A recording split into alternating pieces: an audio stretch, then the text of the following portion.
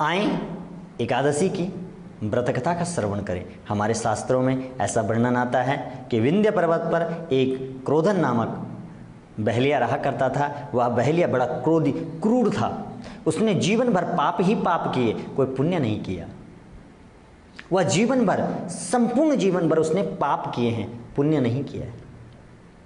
और अंततः जब उसका मृत्यु का समय आया, यमराजों का संदेश आया, जो दूत थे उन्होंने कहा तेरी मृत्यु आने वाली है, तो वह क्या है, भयभीत होने लगा। यम के त्रास से, यम के दंड से भयभीत होकर के, और जो नरक की यातना है उसके डर से भयभीत होकर के कहाँ आया, महर्षि अंगिरा के आश्रम पर आया और कहा, याचना करने लगा महर्षि अंगिरा से और कहा, स्वामी महर्षि, हे संत महात्मा, मुझे ऐसा उपाय बताएं, मैंने जीवन भर पाप ही पाप किए, पुण्य नहीं किया है।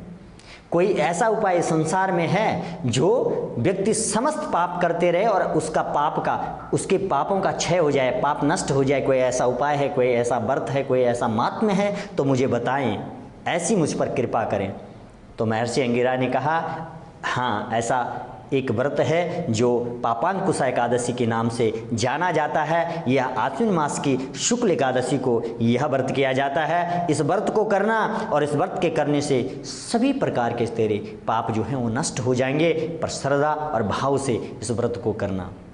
उस बहेलिया ने इसी प्रकार श्रद्धा भाव से इस व्रत को किया और उसके समस्त पाप नष्ट होकर के वह अंततः भगवान विष्णु के लोक को प्राप्त हुआ। जब भगवान इतने दयालु हैं, इतने कृपालु हैं मेरे नारायण, जब उस बहेलिया पर ऐसी कृपा कर सकते हैं तो सज्जनों, दर्शकों, आप पर कितनी बड़ी कृपा करेंगे, बड़ी श्रद्धा और भाव से। मैं बार बार कहता हूँ, श्रद्धा और भाव जो अब आपके पास होता है तो वही, उसी से हमारे सारे कार्य पूर्ण होते हैं। बिना श्रद्धा के कोई भी कार्य पूर्ण नहीं होता है। आप चाहे कितने धनवान हो, आप चाहे अपने आप को कितना भी बड़ा तपस्वी समझे, ज्ञानी समझे, तब तक वह सब कुछ निरर्थक है जब तक आपके पास भाव नहीं है, प्रेम नहीं है। प्रेम होना सबसे उत्तम है, भाव आपके पास सबसे पहला है। भाव और प्रेम, दो चीज़ें जिस मानव के पास हैं, मैं समझता हूँ वह संसार की दुर्लभ से दुर्लभ वस्तु प्राप्त कर सकता है। इसलिए अपने अंदर प्रेम और भाव अवश्य प्रकट करें। भगवान नारायण की कृपा से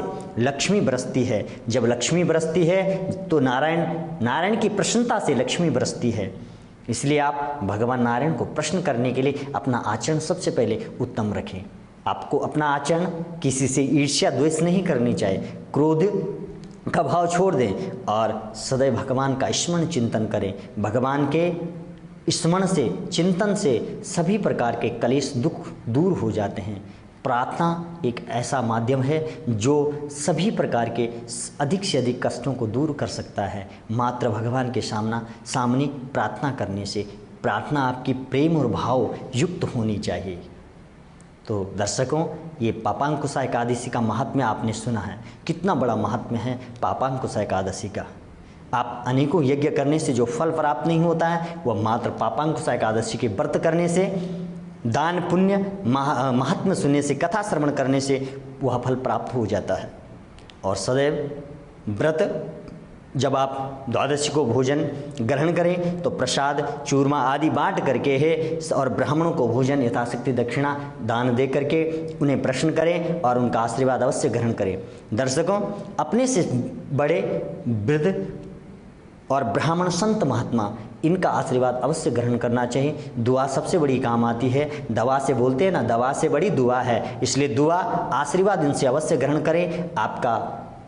आपकी सभी मनोकामनाएं पूर्ण होगी। नारायण की आप पर अपार कृपा बरसेगी, ऐसा मेरा मानना है। और बच्चों को मैं बार बार कहता हूँ, अपने माता पिता से बढ़कर संसार में कुछ नहीं है। यदि आप अपने माता पिता को दुख देते हैं, कष्ट देते हैं, उनका अपमान करते हैं, तो आप संसार पर, आप पे कृपा नहीं हो सकती। चाहे आप परमात्मा साक्षात नीचे धराधाम पर उतर करके आपके सामने प्रकट हो जाए, वह आपका कल्याण नहीं कर सकता है जब तक आपके माता पिता आपसे प्रसन्न नहीं है। इसलिए सबसे पहले अपने माता पिता के चरणों को स्पर्श करें।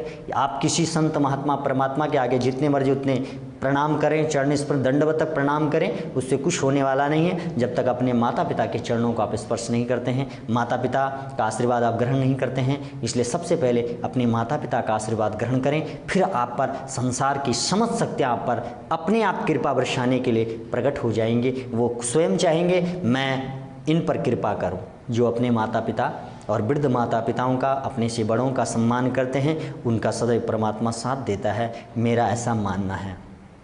इसलिए दर्शकों, यह पापांकुशा एकादशी आपके लिए आपके समस्त पापों का, समस्त दुखों का, कलेशों को नष्ट हरण कर देती है और आपके घर में धन धान्य की वर्षा कर देती है। कहते हैं ना, अश्वक्रांते रथ क्रांते विष्णु क्रांते वसुंधरे मृत्तिके हर में पापम यन्मया पूर्व संचितम।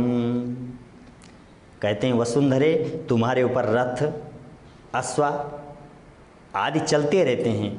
भगवान विष्णु ने भी वामन अवतार धारण करके तुम्हारे क्या किया, धारण करके तुम्हें अपने पैरों से नापा था। मातृके, हे माता, पूर्व काल के मेरे जो पाप हैं, सभी पाप हैं, संचित पाप हैं, उनको नष्ट कर दो हो, उन्हें समाप्त कर दो और मुझे अपना आश्रय प्रदान करें, मुझे अपना आशीर्वाद दे दें। ऐसी प्रार्थना करनी चाहिए। मैं भगवान नारायण से ऐसी प्रार्थना करता हूँ, माँ लक्ष्मी से।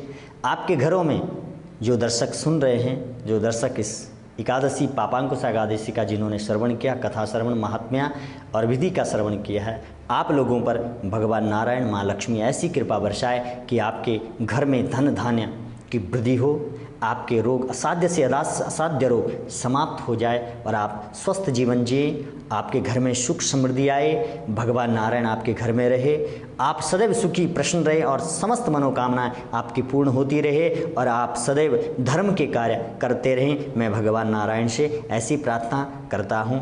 दर्शकों, बस आप देखते रहे भाग्य चैनल। आपसे फिर मुलाकात होगी, तब तक के लिए जय श्री कृष्णा। ओम नमो भगवते वासुदेवाय नमः।